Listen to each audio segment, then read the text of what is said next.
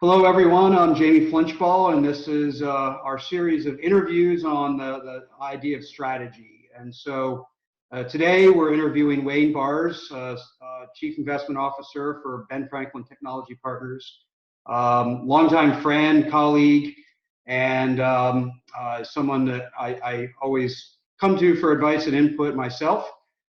We've known each other both business-wise and personally for quite a while.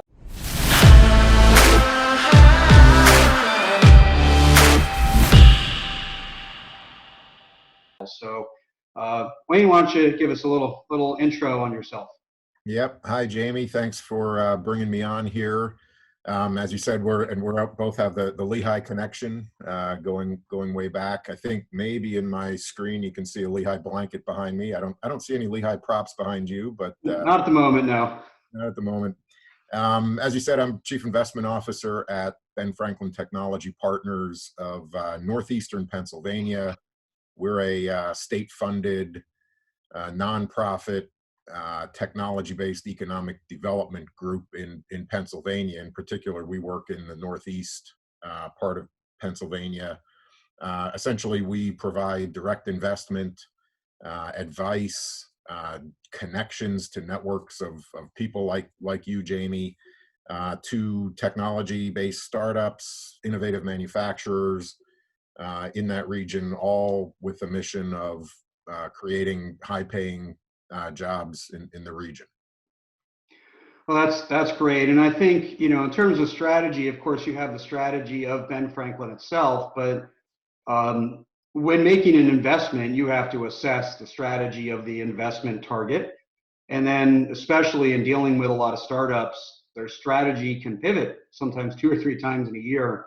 And so the opportunity to exercise that muscle and the cadence of exercising that strategic muscle is very high in your line of work, which makes you a great candidate for these interviews.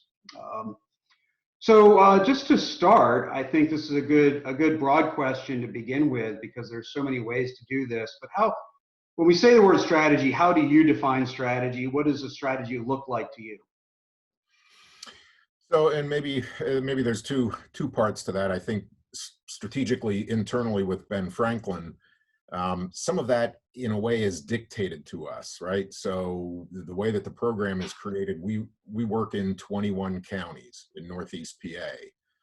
So that begins to limit, I often say the world is not our oyster. Northeast PA is our oyster. So geographically, our strategy is already narrowed down. And, often I'm envious of some other areas like the greater Philadelphia area that can have multiple programs focused specifically, for instance, on the life science industry. And so you can start to do many things that are very focused on helping those kinds of companies. I think in Northeast PA, we would struggle if we focused in an industry sector. And so strategically, partly by default, I think we look at a broad range of industry types, companies. We're really, I suppose, I don't know if it's strategic, but it's certainly, maybe it's tactical. We need to react to what walks in the door. And get prepared and get ourselves educated on those particular industries. So we don't set out strategically to look for a particular industry, but rather do more reaction. Now, when we're coaching our companies, of course, I think the messaging is a little bit different. And I think, again, we're in the early stage companies, we're working with 2-person companies. So strategy is happening inside one 200 square foot room, as opposed to any sort of global team that are far flung and providing input and insight from around the world in different functional areas. It's 2 folks in a room, typically. And I think strategy most often comes down to gut. And you talked about pivoting and shifting focus. And I think the best entrepreneurs that we've seen have a good gut for when to pivot and when to stay the course. And sometimes that doesn't, I suppose like all companies, you don't know whether the strategy pays off until 12 months down the road and you see the result of it. We've seen too many companies, too many entrepreneurs go to a trade show and come back, and all of a sudden, because somebody stopped at the booth and said, what you ought to do is you ought to think about this, and they come back and they're a completely different company. Mhm. Too much pivoting is a real problem. And of course, not pivoting at the right times is a problem. So, I think in order to help our founders think through their strategy, I think it's a lot of probing as to why are you thinking, in a certain way and with a certain market focus.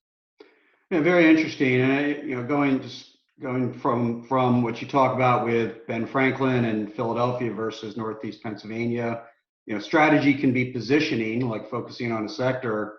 It can also just be a pattern, like, okay, stuff comes in. How do you react becomes your strategy to the various things coming in through your door, and that certainly helps shape yours. Um, Especially in relation to that gut and how you support your founders inside your portfolio. You touched on various pieces of this, but is strategy a process? Is it a decision or outcome, or is it a way of thinking? And does it depend? I guess as a follow-on that is, does it depend on the individual or the circumstance as to what the right answer to that question is? I think that is absolutely true. I mean, I guess if I had to generically answer the question, I would think of strategy as a process, and it's happening every minute inside the founding team's collective brain, and it's reaction to tactics, I think. So you've got a strategy today. This is the segment of the marketplace we're going to go after, and these are the tools we're going to use to go after that, and these are the outcomes that we hope to get. And you've got to be absorbing the feedback on a on a minute by minute basis, and then that's got to inform the strategy, I think, as to what we do tomorrow. And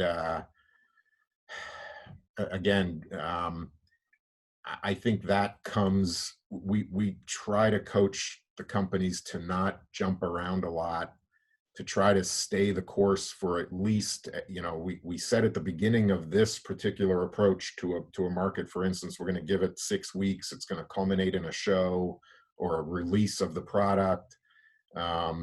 You've got to give it some time to work. Now, the imperatives around these companies sometimes is, you and I were talking before we started to record, a lot of companies have less than 30 days of cash.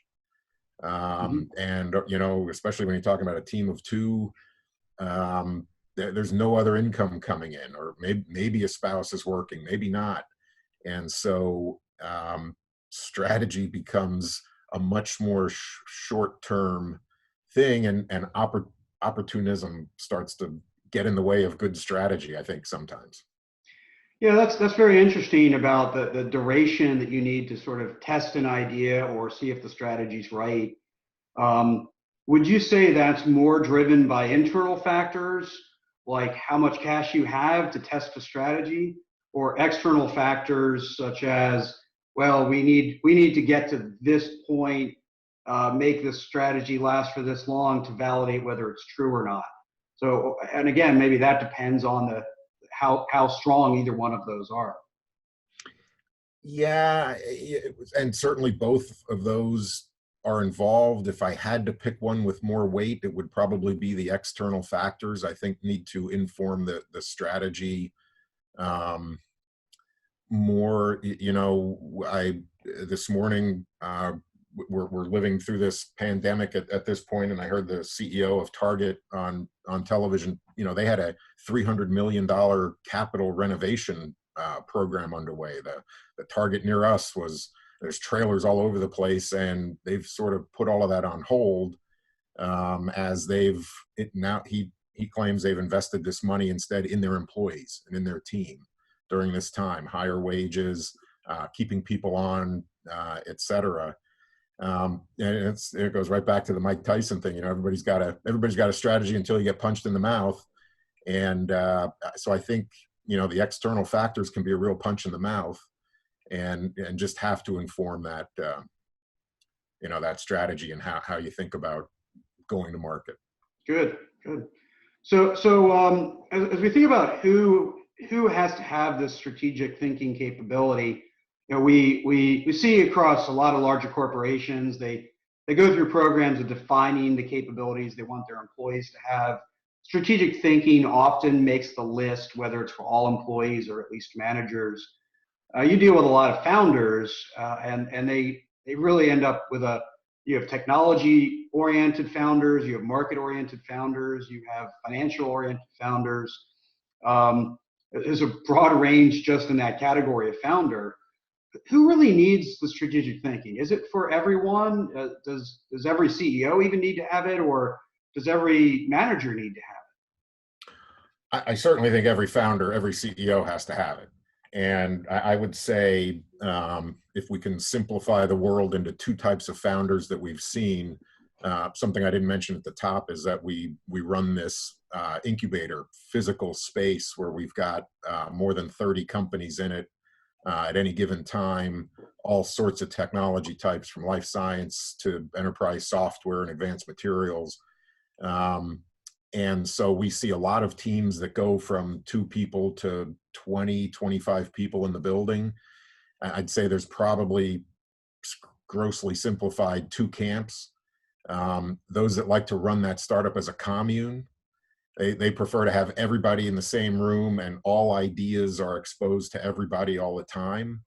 And then we also see clients that absolutely the CEO has a separate private office from where most of the rest of the team works. And I think both can be just fine, but I've seen both work. I've seen both fail. So it totally depends on that individual. I know I never tried to steer a company into one approach or the other, because it's got to fit their personality. It's hard. I don't know that it ever gets easy, but when you're 7 people, it's pretty hard to also be trying to change your personal approach to team building and organization development while you're trying to get a first product, get a first customer or third customer or whatever. So we try to observe those things, and you try to help the founder make the most of what they've got. Again, I think it kind of comes back to, we aren't able to be as selective in the clients that we bring on board.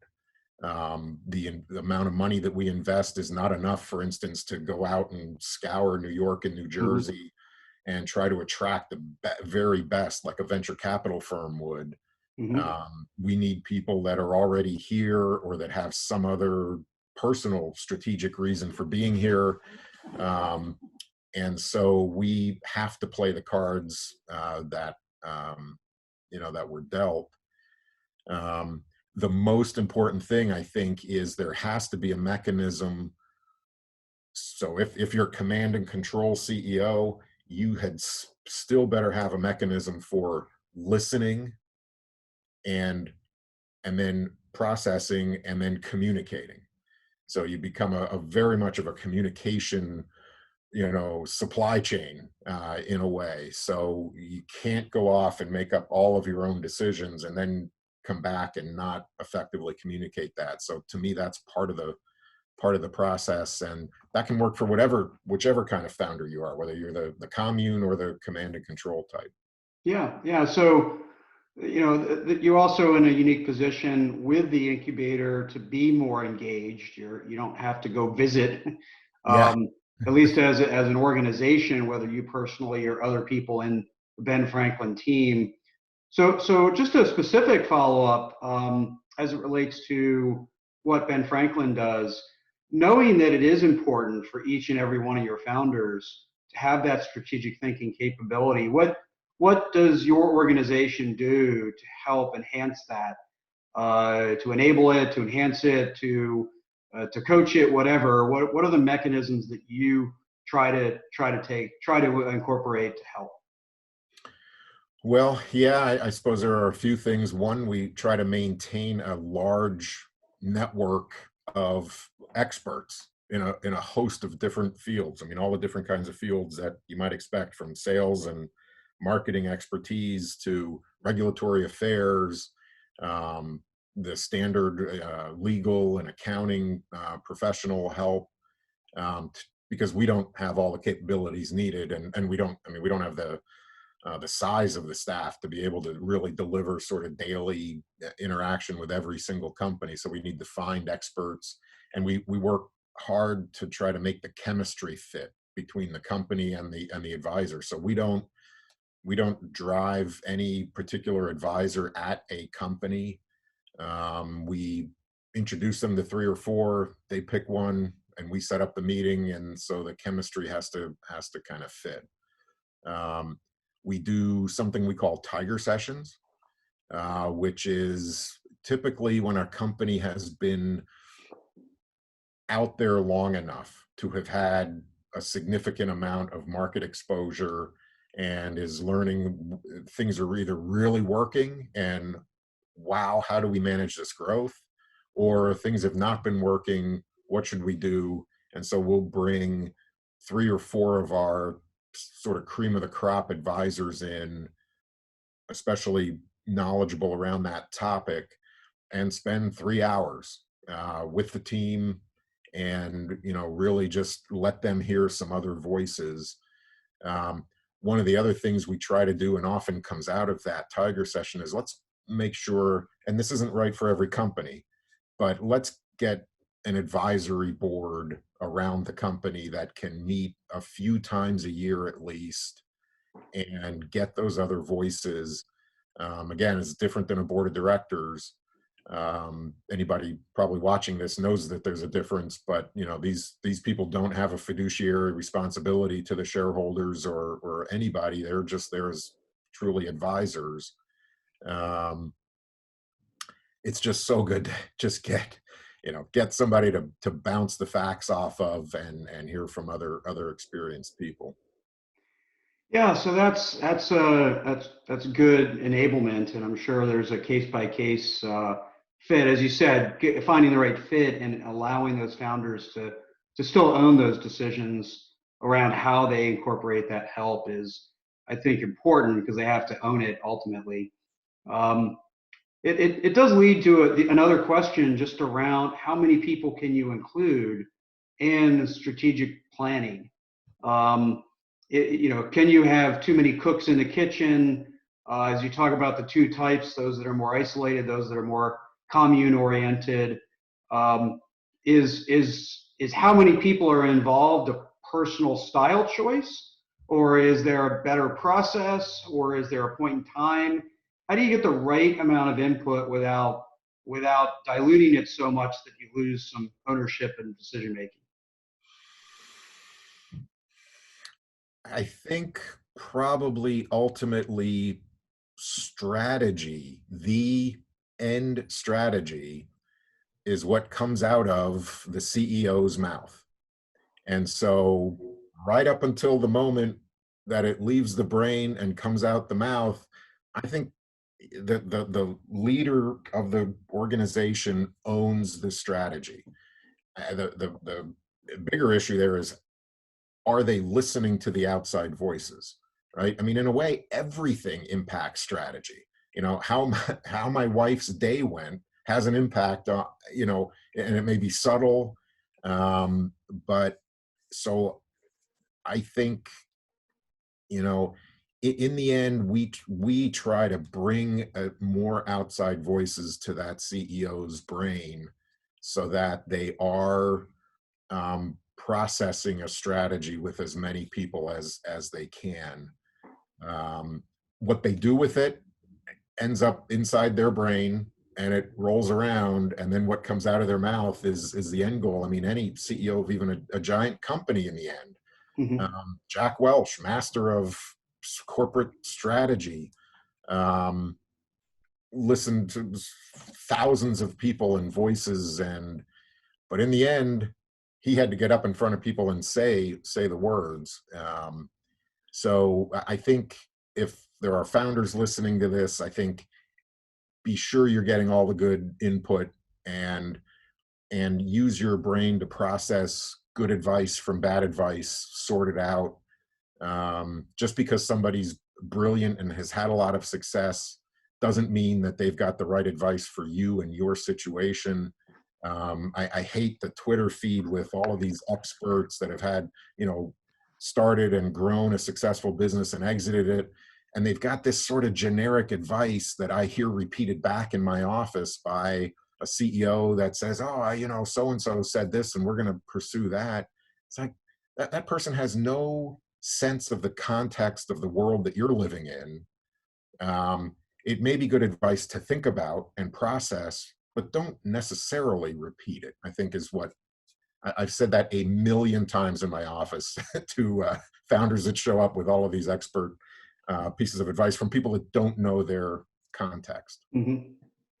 So maybe a last question, or at least second to last, of that part of where the strategy is what comes out of the CEO's mouth. I've met founders and worked with founders and CEOs where on one extreme, they can articulate the strategy in a very articulate way, a very clear way, one that inspires investors, but the employees don't know how to bring it to life.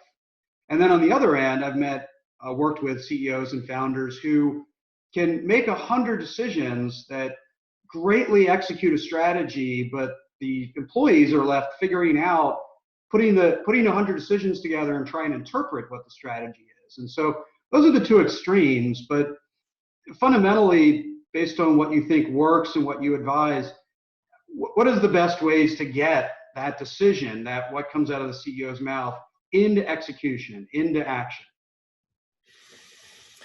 Well, and that also comes back a little bit to that personality type of the CEO, and understanding so the CEO needs to understand their strengths and weaknesses with regard to communication style is one thing. I think we probably, as you talk about that, I think about that most with regards to sales. In our world, we've got a founder. The founder's doing the first sales. In fact, the founder's usually doing the first 10 or 15 sales. Mm-hmm. A danger zone occurs when we hear a founder show up, and because they don't have sales background, first thing we're going to do is hire a salesperson.